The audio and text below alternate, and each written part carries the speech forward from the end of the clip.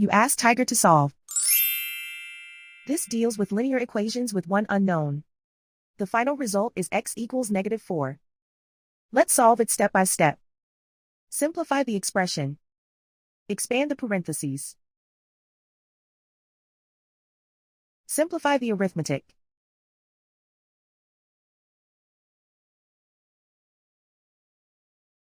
Group all x terms on the left side of the equation. Subtract x from both sides. Group like terms.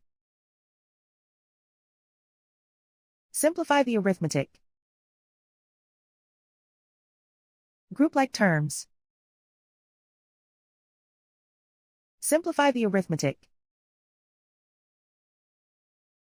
Group all constants on the right side of the equation. Subtract 25 from both sides.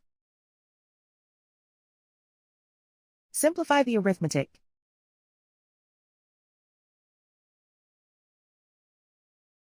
Isolate the x. Divide both sides by 5. Simplify the fraction. Find the greatest common factor of the numerator and denominator. Factor out and cancel the greatest common factor. And so the final result is x equals -4.